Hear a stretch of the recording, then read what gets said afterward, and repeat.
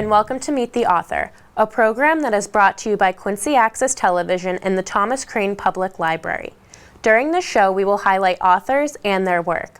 Copies of their books are available for checkout at the Thomas Crane Public Library. Also, the library hosts book clubs for all ages, and you can find out more information about them if you visit the library's website, thomascranelibrary.org. Hey Dan, welcome back actually. Thank you very much. Enjoy being here. Thank you for coming. I asked me back again. So. Great to have you back again to talk about this new project. You were here previously to talk about the floating hospital, right? Right. When was that now? About 2 years ago, Yeah. a little more than 2 years ago, and that was part of the story of Tufts Medical. And so realizing that the whole story of the whole hospital hasn't been told, we decided to do the book about the Tufts Medical Center and its origins with the Boston Dispensary as well as the floating. When you say we, who's we? Oh, there's a gentleman by the name of Bob Bloomberg.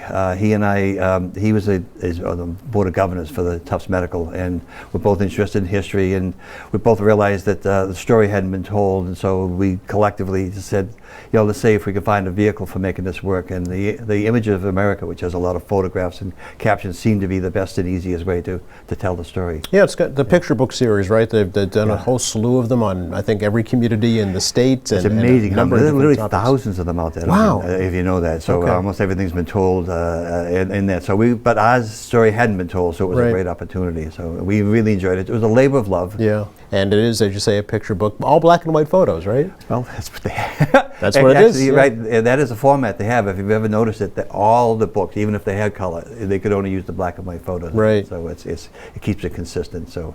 Now, how did you yourself get interested in this topic? Well, I'm the director of volunteers at Tufts Medical, and because of the way in which my department works, I get to go around the hospital quite a bit. So I got to be the tour director.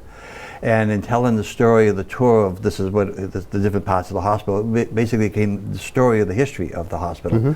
And my interest in history and Bob's, that's how the whole thing sort of came together. Okay. So what is the history of the hospital, Dan? There's two stories, actually. The two real hospitals that eventually did merge. The first story is of the Boston Dispensary, and that goes back to George Washington's time. In those days, there really wasn't much medical care for anybody. If you had money, a little bit of money, a doctor could come to your house or where you lived. But if you didn't have money, you really couldn't afford to have somebody come out. You relied on home remedies, and they were inadequate, to say the least. Okay. And the wealthy of Boston, realizing this, decided to pool some of their money together, and they mimicked a London dispensary, and they decided to try it here in Boston. And the premise was that these wealthy would pool their money together and be able to afford to have what they call the district doctor go out into the people's homes at no charge to those people, because it would be funded by the merchants of Boston. And some of the merchants were, like say, Sam Adams and Paul Revere and the Winthrops and that. So people who had the money. And if you knew somebody, say you knew Paul Revere, for sake of argument, he would have contributed maybe $5 and got a little certificate. And he could give that certificate to you, and you could receive health care free for a whole year. Essentially the first voucher system. It really was. Yeah. We're still talking about how health care is going to be paid for, and that's back in 17. The dispensary was the oldest New England medical institution and the third oldest in the country. Really? So it was really the origins of healthcare as we know it today. And this dispensary didn't start charging until maybe the 1920s and 1930s. So it was over 200 years that it was. The Good Samaritan was the theme that we had, that we would be basically reaching out and helping strangers. Okay. And it was very successful. Yeah. And that led to the floating hospital? Well, the floating had its own origins. Okay. There was no such thing what we could now call pediatrics. Children had just an astounding number of childhood illnesses that were really not understood at all, and they were not treated very well, and people basically hoped that their children, babies, would live. So they would try to keep them comfortable, and one of the ways to keep them comfortable, besides good food, was to give them some fresh air to keep them. And the idea that Reverend Toby, seeing that mothers were just trying to keep the babies comfortable, thought, well, why don't we put the babies and the mothers out into the boat, into Boston Harbor, get the ocean fresh air, which would be the ideal. And while they're there, we'll have them be seen by doctors and nurses and medical people. And lo and behold, as you start putting these children together, you started seeing common things of scarlet fever, whooping cough, and that. And the origins of how they got sick started to lead to what we can do to actually help them. And so that's what pediatrics became. Started with the floating hospital out there in Boston Harbor. Wow, okay. It's a great story. Yeah, it certainly is. Does it still exist? The floating hospital exists. It started as a boat, and then it became a bigger boat. And Right. then, until 1927. But it was decided in 1894, so for quite a few years, 30 plus years. Eventually that boat burned, and they decided to have pediatric care on land, the Jackson Building, and now here's the floating hospitals over in the Chinatown area, along with the Boston Dispensary. So those two hospitals merged, but they also merged with Tufts University School of Medicine and the Pratt Diagnostic Hospital to what we then called New England Medical Center. Yes. And that evolved into Tufts Medical Center. which All is how right. it is. So it's an evolutionary, and the history of medical care could be written in the stories of those two hospitals, both Yeah. for pediatric and that. So. And the book chronicles that Yeah, it progression? does. It's Okay. very interesting. There's a lot of old, when we did some research for various libraries and all that, we found old photos and we found old transcripts of things. Kind of an interesting story is for the dispensary during the first 50 years, the most common medicine, if you will, was wine. Really? Yeah. Huh. They had nothing. They really had nothing. They just try to keep people comfortable. And so wine, this dispensary, the reason why they call it dispensary, was sort of an apothecary. Yes. So the doctors, the district doctors would come back to the apothecary, get their tools or their medicines or their prescriptions and whatnot. But the most common was wine. Interesting. Yeah, and port and sherry and whatnot. They really didn't have much. It obviously evolved into what we have today, but it was kind of an interesting story when you have some of the bills that they would charge for the various wines. Yes. Now, is anybody quoted in the books, still alive today that was around at that time? Well, not back at George Washington. No, then obviously, but in the 20s. Oh, well, it's hard to say. Yes, there's a number who are still alive, but it's actually, when I say a lot of them have passed on. Yeah. So there aren't as many, but their legacy has lived on. And, Yeah. the very famous doctors, Mevick, Oliver Wendell Holmes, was one of the doctors and he was, because he had a world history of medicine in his experience, when he came to the dispensary, he looked at it and said, we've got to change the format, and he was in many ways brought from being just a dispensary into what we now call a hospital. I see. So he was very instrumental. He's one of those people that we look upon, and still one of the buildings is still called the Holmes Building. The small thing about the floating, that not only was it a hospital for patient care, but it was also a great research facility. And they didn't really understand why the children got sick and how to take care of them. Almost from the beginning, research was one of the biggest things that they have, and that's a legacy the hospital still has today. Yeah. But one of the things they realized that they didn't have enough mother's milk to treat the maybe I remember 200 reading children. about this, yeah. And so they invented a powder that's now called Similac. Right. Was invented out in Boston Harbor. Yeah. So that's one of the most visible things that we have about the floating. Where did the boat come from, Dan? The original one was actually a barge. Okay. It was an entertainment ship in the evening. Oh, wow. And there would be the dance floors and facilities would be taken out and would turn into a hospital for the day. Okay. And they'd go out into Boston Harbor. It was being towed, and it was so successful. And then floating, the Clifford was just way too small. They actually built a ship over in East Boston, and the largest ship that we could hold as many as 300 or 400 children and their mothers was rebuilt, and it had a fire back in 1927. That's how it ended. Okay, So, all right. How many photos in the book do you know, even just roughly? Well, there are 127 pages and about 2 photos for. Oh, there you go. do the math. The structure that they have is quite set. So it Yeah. actually, in some ways, made it easy because we had a formula. Just to fill in the blanks, essentially. fill in the blank. Yeah. It's a little bit, not quite that easy, but Yeah, well, right, yeah. We're really excited to tell the story. Yeah. So it's a labor of love for us, and a chance to have people understand a little better. So it's a lot of fun. Well, it sounds like it would be of interest to history buffs, but also to people in the medical profession, perhaps. Oh, absolutely. Yeah. And people actually have heard of the floating, but they really don't know the background. Right. And they don't really know how it all evolved. And I think it's when they learn about it, they say it was pretty interesting. Yeah. So, What- tell it. What's next on your docket? I'm trying to actually put a museum together at the hospital. Really? And this sort of gave us the photos, and we were getting some artifacts. So when people come to the hospital now, we'd like to be able to have something called the Good Samaritan Tour, and have a little bit of the history tour of the hospital, but also maybe a little bit of a museum to show some of the things how medicine evolves over the last couple hundred years. Right. So it's Well, been good. congratulations on the new project. Thank you very much. Thanks again, Dan. You're welcome. Mark, great to have you here. Really appreciate the opportunity. Thanks so much for having me. You're very welcome. Is this your first book? No, Okay. I've written many other books. Okay, so do tell. Give us the story of Mark Robert Schneider. I wrote 3 books on African American history. Oh. And what brought me to this book was the immediately previous book, which was a biography of Congressman Joe Moakley. And there were aspects, as I was researching the Moakley book, it dawned on me that Studs 2 might be an interesting study. Okay. So that was the project. When did you begin this project? About 4 years ago. Wow. What actually happened is that I was giving my last talk on Moakley, and somebody in the audience suggested that I do Studs. Interesting. So Okay, so that's where you got your inspiration from. Yes, Yeah. yes. So I began to look into it and realized that Studs actually had a really, kind of complicated personal life, which made his personal story much more interesting than Moakley's. Moakley was very at home with himself Yep. and fit into his community. Traditional, easily. as it were, right? Yes. Yeah. Whereas in Gary Studs' case, he would have been an unusual politician, even if he wasn't gay, just because he was an intellectual and not a natural politician. Oh, interesting. Okay. Well, he represented then the 10th Congressional District, which included Quincy at the time, right? At the beginning, he only got Quincy at the end of his career. Okay. In the beginning of his, he first ran for Congress in 1970, when the 12th District ran from Weymouth down through the South Shore of the Cape and New Bedford. Oh, wow. And for most of his career, that's what his district was. But then in 1990, the state lost the district and we had to redistrict after each census.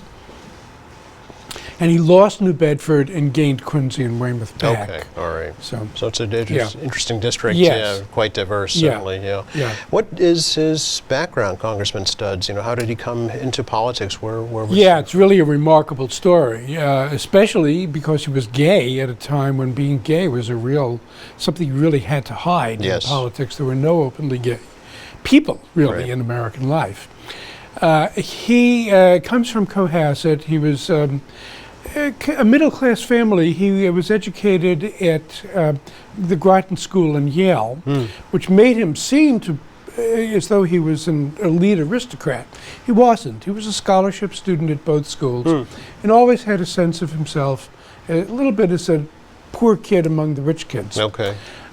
He then worked at the State Department, and he lost that job probably because he was gay, and they had discovered that about him. And then taught at St. Paul's School in New Hampshire, where he was the faculty advisor to the anti-Vietnam War students. And because of that, he was forced out there. Oh. So he came to politics as an extremely unusual person. And I think I wrote in the book that there was never a more quixotic campaign launched for Congress than the one Gary Studs Is that launched. right? Wow. In 1970, he was destined to lose, and no one took him seriously. Actually, what happened was he left New Hampshire and came to Cambridge, where he studied for a second master's. But in 1970, when he ran, there were three rivals in the Democratic primary, all of whom were elected officials and better known. Studs, by contrast, was 33 years old. He didn't know the district, and he should have lost the primary. But his passionate advocacy on the Vietnam War, which was the main issue, got him the nomination. Wow. And then he lost by only 1,000 out of 200,000 votes cast to an incumbent.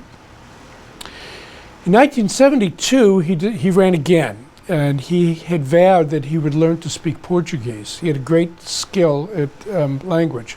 And he gave many speeches in Portuguese in New Bedford in 1972, and that he got a huge turnout among that Democratic city. And that's what got him. That pushed him over the edge. Yes. Interesting. Yes. Okay. So he learned from his experience, Yes, he did. if you will. Yes. In fact, so really what happened was the issue that he ran on, which was Vietnam, immediately disappeared once he had won his seat, because the war ended in January of '73, just when Studs was sworn in. All right.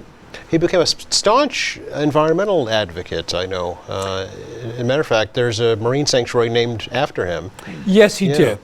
he tried to balance the needs of the commercial fishing fleet with his environmentalism. He first came to public notice in his district as an advocate for the fishermen, and he was instrumental in passing the 200-mile limit. This was not as popular as one might have thought, because it's a protectionist measure, and at that time, you know, the business community is not particularly protectionist, and they feared that there would be a blowback internationally should the United States bar foreign fishermen from our very rich fishing soil, waters. But Studs got this through the Congress, and from then on he was a hero to the fishing and wider community of fishermen in New Bedford and along the Cape. Now, one of the things fishermen are interested in is making sure that the sea doesn't get polluted. And so he also fought to limit offshore drilling, to regulate the drilling off Georges Bank so that there would be safety precautions and that the communities would have a say in this. He was also very interested in oil tanker safety after the 1976 spill of the Argo Merchant off of Nantucket. Sure, yeah.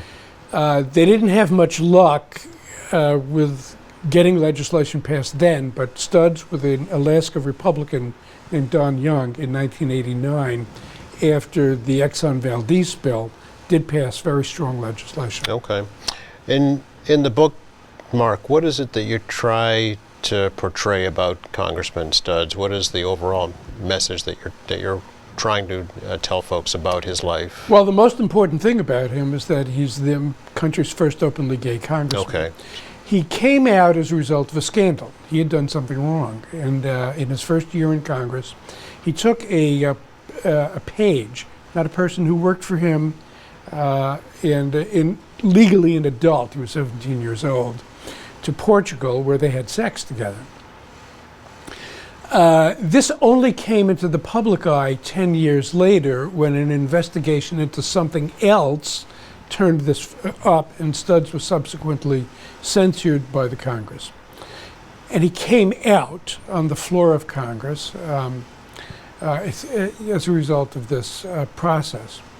What this book is about it's about the collapse of anti-gay prejudice in American life. In 1970, when he first ran for Congress, gay people, all gay sex was illegal everywhere in the country.